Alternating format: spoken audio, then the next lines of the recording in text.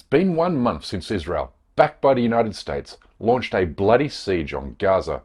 One that has killed more than 10,000 Palestinians, including more than 4,500 children. But if you think these war crimes and genocide are being carried out only as an act of psychotic Zionist vengeance for the Hamas attacks committed on October 7, then you'd be mistaken. But it's not your fault, because the mainstream media has kept the actual motives behind Israel's criminal occupation and blockade of the Palestinian territories deliberately hidden from view. The hidden motive here being Gaza's trillion-dollar maritime gas reserves.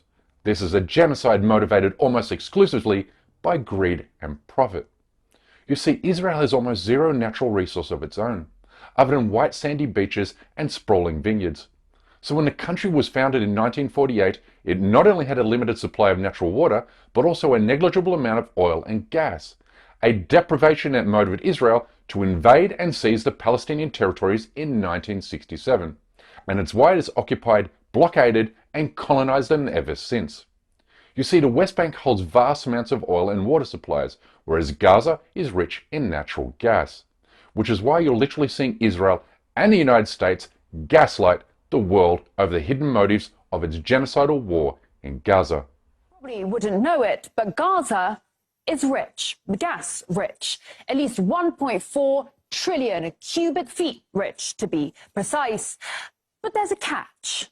Geologists and natural resources economists have confirmed that the occupied Palestinian territory lies above sizable reservoirs of oil and natural gas wealth in Area C of the occupied West Bank and the Mediterranean coast off the Gaza Strip. To date, the real and opportunity costs of the occupation exclusively in the area of oil and natural gas have accumulated to tens, if not hundreds of billions of dollars.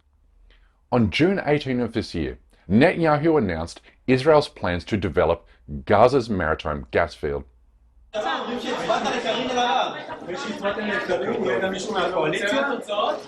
עוסקים בדבר במשרד האוצר, המומחים המובילים בעולם ובארץ בנושא בינה מלאכותית ושורה של הישגים.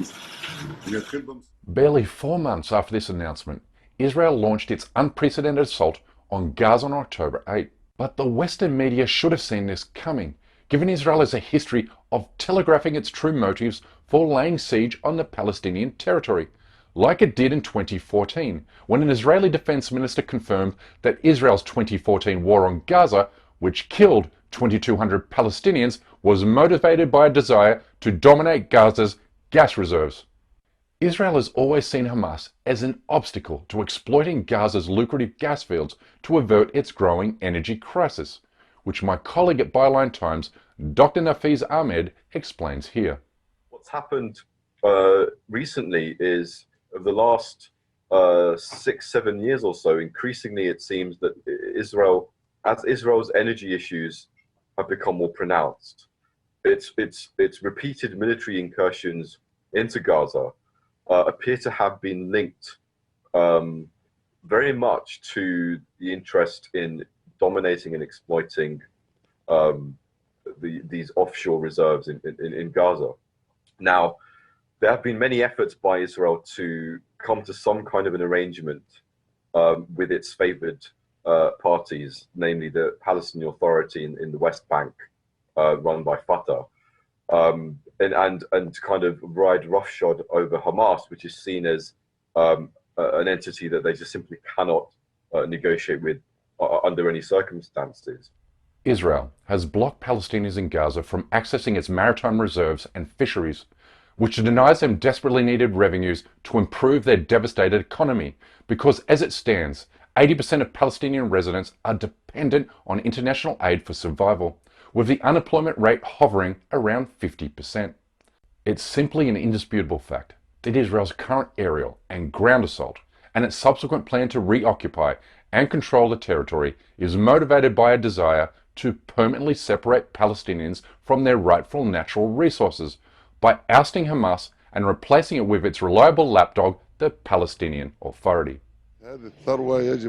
This wealth should benefit the Palestinian people. Each field is estimated to bring $50 billion to the strategic reserve. This may change the bad economic reality of Palestinians in Gaza and the West Bank, and it will adjust the rates of public treasury and the public budget and contribute to improving development budgets.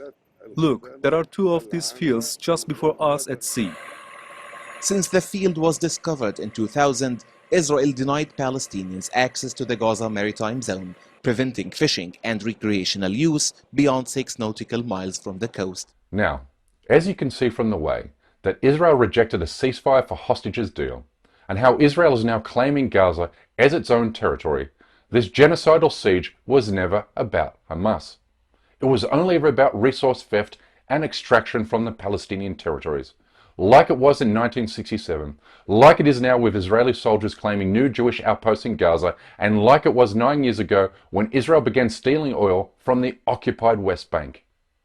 This corporate video touts the exciting prospects for Israel as an oil producer, by no means in amounts approaching its Arab neighbors, but still a promising economic asset for a country that's always been a big energy importer.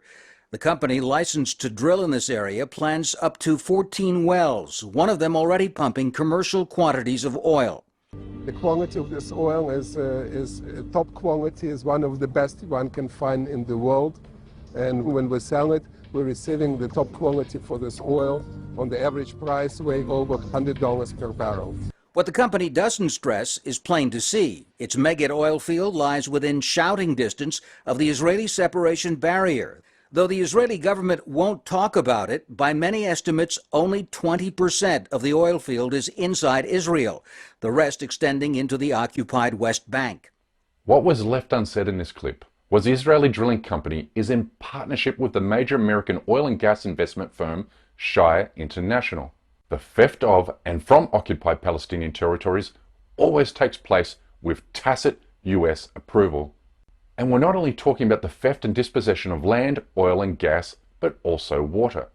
Israel steals water from the occupied Palestinian territories and then sells it back to the Palestinians, but at a price much higher than ordinary Israeli citizens are made to pay, while also giving Palestinians access to only 73 litres of water per day at the same time it allocates 4 times as much water to Israelis. This has been happening for decades.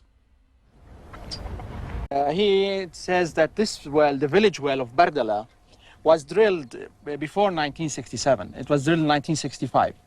In 1968, the Israelis drilled another well a few meters up next to this village well, and gradually it dried up their well. Today, Israel weaponizes water to force Palestinian farmers from their lands and to pave the way for more illegal Jewish settlements in the occupied West Bank. Rights groups say Israel uses water to control Palestinians and force them from their land. Since 1967, Israel has controlled pretty much all the water west of the Jordan River, and that has had dire consequences for Palestinians. The Washington Post recently reported that one of the world's oldest cities, Jericho, could see its famous bananas go extinct. That's because Palestinian farmers don't have access to enough water to feed their crops. Added to that has been the demolition of dozens of wells and other irrigation systems by Israel. Under Israeli military orders, Palestinians are banned from drilling new water wells, installing pumps or deepening existing wells. Israel even controls the collection of rainwater throughout most of the West Bank, and rainwater harvesting cisterns owned by Palestinian communities are often destroyed by the Israeli army.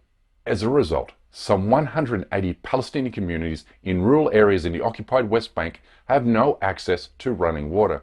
But illegal Jewish settlers enjoy all the fresh running water they desire, of course.